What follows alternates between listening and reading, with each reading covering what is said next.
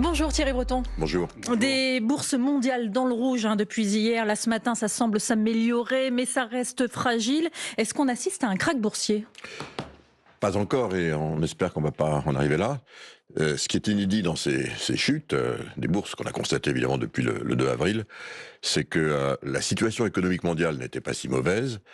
On n'est pas du tout dans la situation des cracks précédents, si cracks il y a. On se souvient du Covid, il y avait vraiment l'économie mondiale était à l'arrêt, on se souvient des subprimes. En 2008. Là, c'est pas du tout le cas. Là, c'est la décision politique d'un homme qui crée évidemment cette situation. Et donc, c'est pour ça que je le dis par rapport à l'histoire des cracks, on est dans une situation tout à fait singulière. Donc, C'est l'incertitude qui crée de l'inquiétude? alors, je crois que vous avez raison. C'est vraiment là, on est dans une incertitude quasi totale. Incertitude dont on sait que immédiatement ça provoque l'attentisme. L'attentisme, évidemment, pour les entreprises, pour les investisseurs, et donc une situation qui va être aussi différenciée. Parce que dans cet attentisme, on voit bien qu'il y a un certain nombre de pays, c'est 195 pays qui ont été touchés, si je puis dire, par les annonces du 2 avril.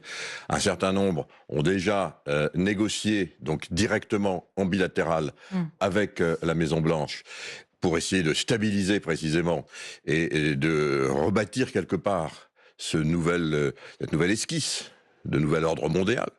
Il y a ceux qui ont pris des positions beaucoup plus dures, par exemple la Chine, on pourra y revenir. Oui, on va y revenir. Et puis il y a ceux, comme l'Europe, où on est un peu en train d'attendre, de réfléchir, de voir ce qu'on va faire. C'est ce qui explique la diversité des réactions sur les marchés financiers cette nuit. Là, je vois qu'à l'instant, Tokyo clôture en hausse de 6%, alors qu'à Hong Kong, c'est plus léger le rebond. Bien, voilà, vous avez parfaitement raison de le signaler. Tokyo fait partie des pays qui sont allés directement négocier et dire, voilà, on stabilise. Alors, on le comprend aussi, il faut jamais oublier que derrière ça, on est dans des logiques de rapport de force, et que le Japon dépend vraiment de la protection militaire américaine, et que donc quelque part on voit bien que dans ces rapports de force, il n'y a pas que les enjeux économiques évidemment que Donald Trump met sur la table, ce qui pousse d'un côté le Japon à conclure, même si c'est pas favorable du tout évidemment aux entreprises japonaises. La Corée du Sud fera sans doute la même chose. Justement, la Chine, on au va contraire, expliquer. la Chine, au contraire, eh bien, est plutôt dans une logique de rapport de force compte tenu du poids évidemment que représente la Chine. On en va particulier effectivement par rapport aux expliquer États-Unis. pourquoi chacun des pays a envie de négocier de manière bilatérale, parce que chacun a des intérêts différents, et on va le voir aussi pour l'Union européenne en particulier. Mais quand même, le message hier de Donald Trump aux marchés économiques: ne soyez pas faibles, ne soyez pas stupides, soyez forts, courageux et patients, et la grandeur sera au rendez-vous. C'est ce qu'il a dit aux Américains. Oui, là, vous avez raison de le signaler. Il s'adresse aux Américains. Parce qu'il faut savoir qu'évidemment, pour nous, en Europe, les marchés financiers, évidemment, ça touche les institutionnels, ça touche aussi indirectement les Français qui peuvent placer leur épargne. Pour les Américains, 60% des ménages américains ont un portefeuille boursier, parce que pour eux, c'est comme ceci qu'ils se constituent les réserves de précaution pour d'abord payer éventuellement les études de leurs enfants, pour aussi préparer leur retraite ou pour avoir la capacité d'emprunter. Donc là, ils s'adressent évidemment aux Américains parce qu'ils viennent de subir une perte absolument gigantesque, plus de 6 000 milliards en 3 jours, c'est du jamais vu, ou pratiquement du jamais vu, évidemment, avec cette ampleur. Encore une fois, sur la décision d'un homme. Et donc, il leur dit, écoutez, attendez, parce qu'évidemment, ça commence évidemment à râler, et on peut le comprendre. D'autant que derrière ça, les mesures qui sont annoncées vont être aussi sans doute inflationnistes, et que donc on voit bien que ceux qui sont les premiers atteints, en tout cas à l'heure où nous parlons, sont évidemment les classes les plus défavorisées. Et donc, il faut qu'il gère un peu cette tension politique qu'il a créée finalement chez lui. Ça commence à râler, y compris d'ailleurs dans son propre cercle. Regardez, écoutez cette vidéo qui a été postée hier par Elon Musk. Alors, c'est pas Elon Musk qu'on entend là, c'est Milton Friedman, qui est l'un des économistes américains les plus influents du XXe siècle. Il vante les bienfaits du libre-échange avec son histoire du crayon. Voilà, ce crayon, s'il vous coûte pas cher, c'est, dit-il, parce que tout le monde y a un peu participé. Et c'est Elon Musk. C'est Elon Musk qui poste ça. C'est intéressant. C'est intéressant. Ça. Et pourquoi Elon Musk? Parce que Elon Musk, évidemment, au-delà de la figure emblématique qu'il est devenu, pas du reste que pour des bonnes raisons, au cours des derniers mois, Elon Musk est l'archétype de ceux qui vont souffrir de cette décision. Et c'est pour ça qu'il est en opposition, Ces milliardaires évidemment. qui investissent. Mais pourquoi est-il en opposition? Parce que son entreprise de véhicules électriques, Tesla. bon, c'est vous qui le dites, évidemment, elle a évidemment 2 usines aux États-Unis, une en Californie, une au Texas. Donc on pourrait dire qu'il est un bon élève, sauf que ces voitures, elles sont pour un nombre très important, plus de 65% des pièces qui les composent sont faites en Chine. Le lithium, il vient de Chine pour les batteries. Donc il dépend essentiellement de la Chine pour assembler ses voitures en Californie et au Texas. Donc il va subir de plein fouet l'augmentation, pour l'instant, elle est de 65%, l'augmentation réelle des droits de douane. Alors si jamais Donald Trump l'augmente encore, ça va être 100%, et ces voitures vont devenir invendables. Juste sur les Donc c'est la raison pour laquelle il dit de façon très explicite, comme beaucoup d'entreprises américaines, attention, on va finalement se tirer une balle dans le pied, parce que peut-être qu'effectivement nous allons rapatrier des usines, mais ces usines, c'est quoi désormais dans l'économie du 21e siècle, qui n'est plus celle du 19e siècle? Je fais allusion au 19e siècle parce que c'était le président William McKinley, qui est l'idole économique et politique du président Trump, qui avait inventé ce concept, ou en tout cas qu'il avait mis en place, du fait on augmente les droits de douane, on met les droits de douane pour éviter de payer les impôts. Mais vous nous dites que les milieux d'affaires américains sont susceptibles de lâcher Donald Trump? Non, c'est pas ce que je dis. Je dis qu'on va commencer à avoir évidemment ce type de discussion, et je pense et c'est pour ça qu'il faut peut-être revenir de façon très explicite sur les raisons qui ont poussé Donald Trump. Et si vous me permettez, en une seconde, pas un peu plus qu'une seconde, je crois parce qu'il faut toujours comprendre ce qu'il y a derrière. Certains disent Donald Trump est irrationnel, etc. Je ne le crois pas. Il a une vraie logique politique et économique. Il veut atteindre finalement 3 objectifs avec ces augmentations de droits de douane. Le premier, et il le dit de façon très claire, et c'est pour revenir à ce que je disais sur le président William McKinley, il veut augmenter les droits de douane pour baisser l'impôt des Américains, et en particulier l'impôt sur les sociétés. Et c'est la raison pour laquelle il a mis 10% de droits de douane à tous les pays au monde, parce qu'avec cette augmentation de 10%, il va pouvoir baisser un petit peu, on sait qu'il voudrait atteindre les 15%, les impôts des entreprises. Deuxième objectif. Alors ça, donc celui-là, il ne changera pas. Donc il faut vraiment qu'on considère qu'il est acquis. Le deuxième objectif, il est industriel. Il veut réindustrialiser les États-Unis. Et pour ça, il a défini un certain nombre de secteurs. Alors on vient de parler de l'automobile, et donc il fait des rapports de force, il dit je taxe de 25% les automobiles, sauf si vous venez chez moi, et là vous allez pouvoir discuter d'un discount. Et donc il a donc maintenant 4 secteurs, les autos, l'automobile et tout ce qui va autour. Il a évidemment les semi-conducteurs, il a, on le sait également, il va sans doute nous réserver quelques annonces sur la pharmacie, et puis enfin, tout ce qui concerne la robotique. Et donc dans ces 4 secteurs, il va mettre des droits de douane pour pouvoir négocier secteur par secteur, filière par filière. Il voudrait le faire du reste entreprise par entreprise. Et son objectif, c'est la réindustrialisation. Et puis le troisième objectif, on le sait, c'est la réduction du déficit de la balance commerciale. Oui. Alors on sait que pour nous en Europe, c'est vrai qu'on est excédentaire, on vend plus de produits qu'on en importe des États-Unis. Il y a un déficit sur les 1600 milliards à peu près qu'on s'exporte et qu'on importe de chaque côté de l'Atlantique. Il y a 150 milliards de déficit sur les produits, mais on importe plus de services. Donc lui, il nous dit, vous avez 150 milliards. Par l'Union européenne. Voilà, il nous dit, vous voyez, il y a 150 milliards, il faut absolument le baisser. Donc il faut s'accorder sur les chiffres. Nous ne reconnaissons pas ce chiffre parce que nous disons, oui, mais en échange, on importe beaucoup de services numériques et financiers. Le différentiel n'est donc que de 50 milliards. Il faut donc maintenant négocier. Arrêter effectivement le chiffre exact et puis voir comment on peut compenser ce troisième volet. Justement, mais on voit bien, pour conclure, qu'il est, à mon avis, illusoire et je pense même contre-productif de vouloir avoir une réponse unique. Il faut avoir 3 types de négociations pour les 3 objectifs que je viens de rappeler. Sur la réponse européenne, l'Union européenne se dit donc prête à utiliser, je cite, tous les outils de son arsenal de défense commerciale. Écoutez ce que dit Laurent Saint-Martin, le ministre délégué au commerce extérieur. Je pense qu'il ne faut n'exclure aucune option sur les biens, sur les services, quelle que soit la façon de l'aborder, et ouvrir la boîte à outils européenne qui est très complète et qui peut être extrêmement agressive également en retour. Je pense évidemment à l'instrument anti-coercition. L'instrument anti-coercition, de quoi il parle? Alors, l'instrument anti-coercition, c'est une loi que nous avons votée en 2023. À l'époque, la Lituanie avait décidé d'ouvrir une ambassade, enfin un bureau d'ambassade de Taïwan, chez elle. Évidemment, ça avait provoqué l'ire de la Chine, parce que la Chine ne souhaite pas qu'on reconnaisse Taïwan.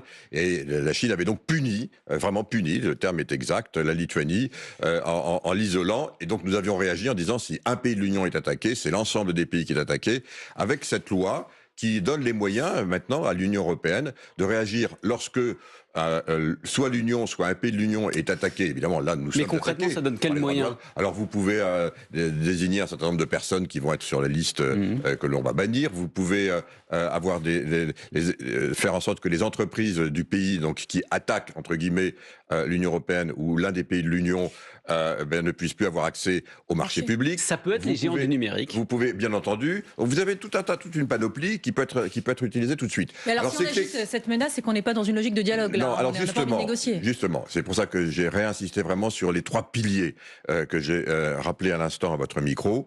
Je pense que d'un côté, il faut vraiment avoir une riposte, et nous devons nous préparer à cette riposte, mais pour ça, il faut rentrer en discussion. Et c'est pas une discussion que l'on va avoir, c'est 3 discussions. Prenez l'exemple, il y a quelque chose qui est qui pour nous est assez surréaliste.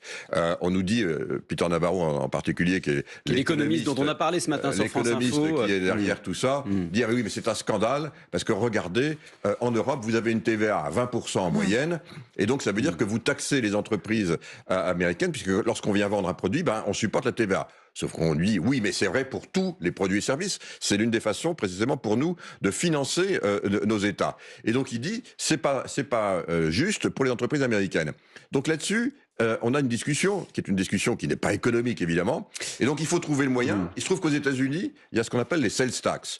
Dans tous les États, il y a des taxes qui sont l'équivalent de la TVA. C'est de l'ordre de 10%. Bon, il faut peut-être à ce moment-là... Ça veut dire quoi? Ça veut dire qu'on pourrait modifier les taxes en fonction des produits américains? Ça veut donc dire qu'il y a un moment, et c'est pour revenir sur le pilier numéro 1, les fameux 10%, lui dire, ok, alors puisque tu veux reconnaître que ces 20% sont vraiment des taxes qui pénalisent les produits américains, alors nous avons, nous, 10% aux États-Unis, le différentiel c'est de 10%, voilà, les 10%, c'est vraiment les 10% des droits de douane qu'il a mis de façon unilatérale aux 195 pays. On met ça de côté et on discute ensuite de façon bilatérale, y compris en utilisant l'ensemble des éléments qui sont à notre main pour ces fameux rapports de force, de façon à limiter l'impact et sur l'aspect industriel et sur l'aspect déficit du commerce extérieur. Mais nous avons des instruments et il faut les faire valoir. On continue de vous écouter dans un instant, Thierry Breton. On laisse passer le fil info. Il est 8h46, Maureen Sfignard.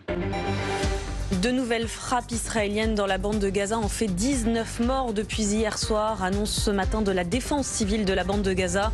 Emmanuel Macron est toujours en Égypte et va se déplacer aujourd'hui dans une ville proche de la frontière gazaoui. Hier, la France, l'Égypte et la Jordanie ont appelé à un retour immédiat au cessez-le-feu. Après une baisse hier, les bourses européennes attendues en hausse à l'ouverture dans un quart d'heure. La bourse de Tokyo vient de clôturer en rebond de plus de 6%, mais les marchés restent fébriles. Donald Trump maintient ses nouveaux droits de douane sur les produits importés. Ce matin, la Chine dit refuser la pression, les menaces et le chantage des États-Unis. L'Assemblée nationale approuve de manière définitive la transformation de la centrale à charbon de Saint-Avold en Moselle. L'une des 2 dernières centrales à charbon en activité en France va être convertie au biogaz. C'est le début des quarts de finale aller de la Ligue des Champions de football. Ce soir, Arsenal-Real Madrid avec Kylian Mbappé et le Bayern Munich face à l'Inter Milan. Demain, ce sera le PSG qui affrontera Aston Villa. France Info. Le 8-30 France Info, Jérôme Chapuis, Salia Braclia. Toujours avec Thierry Breton, ancien commissaire européen au marché intérieur. On évoquait juste avant le fil info les possibles réponses de l'Union européenne à l'offensive américaine. Une exemption totale des droits de douane des produits industriels, c'est ce qu'a proposé l'Union européenne hier. Mais Donald Trump trouve aujourd'hui que c'est insuffisant. Pour ceux qui nous écoutent, d'abord, on parle de quoi ? Non, on parle du fait que il y a effectivement des droits de douane donc sur les produits industriels des deux côtés de l'Atlantique, du reste. Et c'est quoi? C'est l'automobile, par les exemple, produits chimiques. Voilà, l'automobile, les produits chimiques, les biens électroniques, enfin tout ce qui compose c'est les produits industriels. Ouais. Et donc c'est quelque chose qu'avait tenté du reste l'Union européenne d'avoir une sorte de zone de libre-échange entre les États-Unis et l'Europe. Ça n'a jamais marché.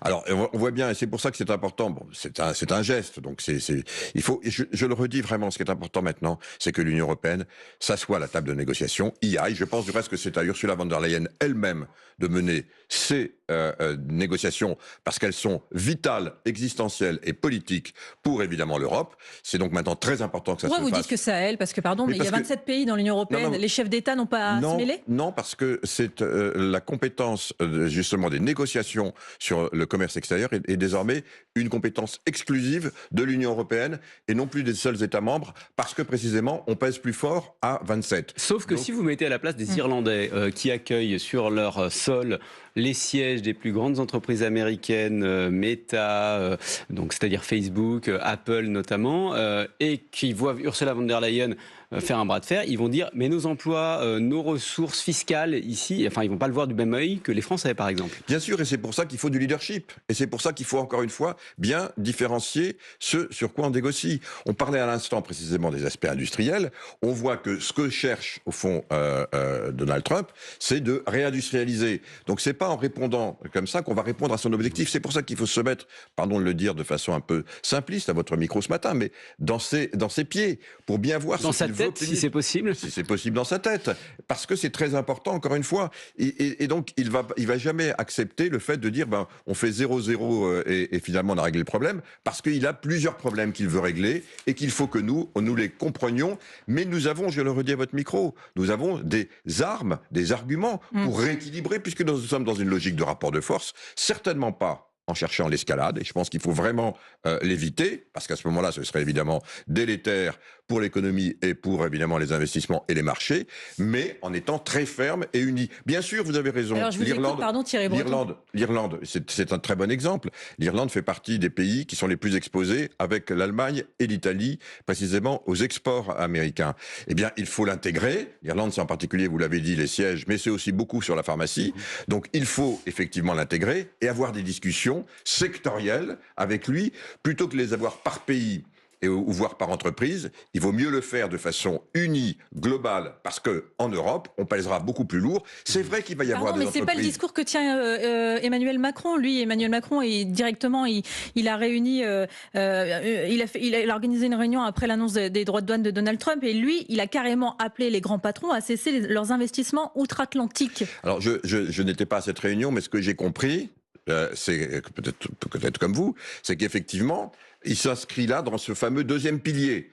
Et que comme il va y avoir des discussions de façon sectorielle, il vaut mieux peser effectivement globalement sur un secteur tout entier plutôt que d'y aller de façon différenciée. Sauf qu'on dit quoi à Rodolphe Saadé, le patron de CMA-CGM, qui a annoncé un investissement de 20 milliards. Alors vous avez raison. Aux États-Unis. Il y a 20 milliards. Il y a effectivement des constructeurs automobiles aussi qui vont le faire. Vous avez des constructeurs, alors on n'en est plus en Europe, mais de semi-conducteurs. Il y a déjà évidemment, les entreprises sont maîtres évidemment de leurs investissements. Ça prend beaucoup de temps pour préparer un investissement. Ça se fait pas en un claquement de doigts. Donc quand on décide de le faire, c'est parce qu'il y a des raisons. Et par parenthèse, tous les investissements qui sont annoncés aujourd'hui, croyez-moi, ils n'ont pas été initiés depuis le 20 janvier, date de l'intronisation du président Trump. Ça se prépare bien longtemps à l'avance. Alors ce qu'il faut faire maintenant, parce qu'on est aussi dans une logique politique, c'est effectivement pour tous ceux qui ont prévu de le faire, c'est peut-être plutôt d'arriver groupés plutôt que de façon isolée, parce qu'on pèsera davantage pour, qu'est-ce qu'on cherche nous Européens, réduire ces droits de douane totalement arbitraires, artificiels, qui, si jamais ils perduraient, auraient un impact important et délétère sur nos économies. Voilà précisément, l'impact, François Bayrou estime que ça peut coûter plus de 0,5% du produit intérieur brut, de la richesse créée en France. Pour ceux qui nous écoutent, pour les Français qui s'inquiètent pour leur emploi, qu'est-ce que vous dites ce matin? Ils ont raison de s'inquiéter. Alors, nous sommes, hélas, un pays qui est, alors hélas, et tant mieux, un pays qui n'est pas trop exposé, parce que 1,5% de notre PIB dépend des exportations américaines. Donc en fait, on est moins exposé, par exemple, que l'Irlande dont on parlait à l'instant, que l'Allemagne ou que l'Italie. Donc l'impact sera évidemment nettement moindre pour nous. On verra, c'est quelques pourcentages de PIB, 0,5, 0,4. C'est des recettes fiscales en moins au passage. Bien sûr, ce sera des recettes fiscales en moins. Mais j'en reviens à ce que nous disions tout à l'heure. Aux États-Unis, les évaluations, c'est plutôt 1,5% d'impact sur le PIB. C'est aussi sans doute entre 1,5 et 2% d'augmentation de l'inflation aux États-Unis, ce qui mènerait l'inflation aux États-Unis entre 4,5 et 5. Donc on voit que finalement l'impact de ces mesures va avoir, d'un point de vue économique, macroéconomique, beaucoup plus d'importance aux États-Unis que dans d'autres pays. Et c'est mais en pour France, ça quand même, les produits américains vont être plus chers. Alors les produits américains, évidemment, si jamais on n'a pas encore donné notre réponse, mais c'est là on va voir la réponse évidemment des Européens. Si jamais on retaxe, les produits américains seront légèrement plus chers. On sait que dans ces moments, il y a aussi une élasticité. Les entreprises rognent un peu sur leurs marges, mais vous avez raison. Mais ils vont surtout être beaucoup plus chers aux États-Unis, et je le redis. Non, mais vous voyez ce qui se passe aussi en France. Il y a un mouvement de certains consommateurs qui se disent, mais moi, regarde des positions de Donald Trump, de ce qu'il a annoncé sur les droits de douane, je pense qu'il faut carrément boycotter les produits américains. Là-dessus, vous dites quoi, vous ? Ça, d'abord, c'est la décision du consommateur final. Je remarque que tout à l'heure, vous n'avez pas voulu prononcer le mot Tesla. Je vais le dire, j'allais le dire, voilà. Vous me le retirez de la bouche, regardez ce qui se passe pour Tesla. Ouais. Quand on voit que Tesla aujourd'hui, et on en a vu évidemment les positions, alors là c'est vraiment des positions qui ont été prises par son directeur général, je parle d'Elon Musk. Tesla aujourd'hui, c'est en gros en moyenne, moins 60% d'achats en Europe. Donc on voit bien que là, il y a le consommateur, quelque part, il vote. Donc évidemment, il faut tenir compte de tout cela. Est-ce que les consommateurs, en fait, peuvent aider les dirigeants européens à négocier, à gagner ce bras de fer, parce qu'un mouvement Non, c'est marginal. Je pense que c'est marginal, et je pense qu'il faut, là encore, c'est vraiment, chacun doit jouer son rôle. Le consommateur, évidemment, c'est lui qui va acheter ensuite dans le supermarché. On le voit au Canada en particulier. Le Canada qui est rentré maintenant en confrontation frontale, compte tenu, des déclarations invraisexemplables du président Trump sur le Canada. Les Canadiens, ils ont décidé dans les supermarchés. Mais ça, encore une fois, c'est les comportements individuels.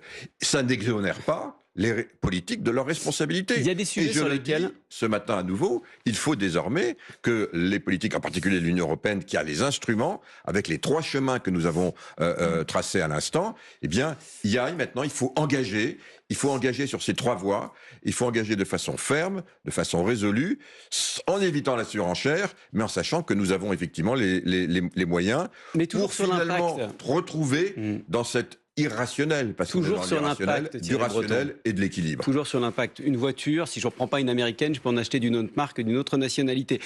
Un cloud, c'est-à-dire ces espaces de stockage sur lesquels les Français, les entreprises françaises stockent leurs données, et c'est absolument stratégique. Si on n'a pas les Américains, qu'est-ce qu'on fait ? Si les Américains nous coupent... Mais les Américains ont besoin de nous. Les entreprises américaines du numérique ont besoin vital du marché européen, qui est le premier marché numérique du monde. Ils font entre 25 et 40% de leur chiffre d'affaires et de leurs bénéfices en Europe. Croyez-moi, dans le contexte actuel, y compris de durcissement, parce que c'est ça ce qui va se passer, entre la Chine et les États-Unis, plus que jamais, les entreprises américaines, en particulier celles du numérique, vont avoir besoin de l'Europe. Je disais qu'un grand cabinet de consultants avait imaginé récemment un scénario dans lequel le Danemark cédait le Groenland sans un coup de fusil, sans négociation, juste parce que les États-Unis privaient les Danois de leur accès au cloud. C'est complètement fantaisiste. Complètement fantaisiste, et c'est là où, je le redis, pour nous Européens, qui allons rentrer le plus vite sera maintenant le mieux dans cette phase de négociation, donc à 3 voies. Pour nous, Européens, il est très important de rappeler, avant même que de s'asseoir à la table de négociation, qu'il y a 2 éléments sur lesquels on peut éventuellement discuter, et je les ai brossés tout à l'heure dans les 3 chemins que nous avons évoqués. Mais en revanche, il y a des éléments qui sont juste non négociables. Notre intégrité territoriale, évidemment, et notre intégrité démocratique. Nous avons voté des lois, en particulier dans le numérique. On sait que certains des GAFA aimeraient les détricoter parce qu'ils peuvent considérer que c'est pas négociable. C'est notre démocratie. Ces lois ont été votées à plus de 90%. Le DSA, le DMA qui protège nos enfants sur les réseaux, le DMA qui redonne un peu de droit dans la jungle économique où finalement les GAFA se comportaient en prédateurs. ces lois ont été votées à plus de 90% par le Parlement européen qui représente notre démocratie. Donc, l'objet des négociations, ce ne sera pas nos lois. Juste, quand même, dans cette période de désordre où Donald Trump fait ce qu'il veut, on a envie de se demander à quoi sert l'OMC, l'Organisation mondiale c'est une très bonne question. On est beaucoup finalement, on voit bien que c'est l'OMC qui est attaqué, parce que finalement, ces décisions sont unilatérales. Elles sont, pour beaucoup d'entre elles, du reste, contre le droit. On voit du reste que la Chine, puisqu'on parlait de la Chine tout à l'heure, a commencé à dire qu'elle allait attaquer, évidemment, et on ne peut que la comprendre. Et finalement, effectivement, Non, mais est-ce que l'OMC peut freiner Donald Trump? Mais bien entendu, l'OMC est là aussi pour rappeler que ceux qui ont signé les accords, y compris les États-Unis, doivent les respecter. Et personnellement, je m'étonne évidemment du silence assourdissant de l'OMC et de sa directrice générale. Merci Thierry Breton. Je rappelle que vous êtes ancien commissaire européen au marché intérieur. Merci d'avoir été avec nous ce matin sur France Info.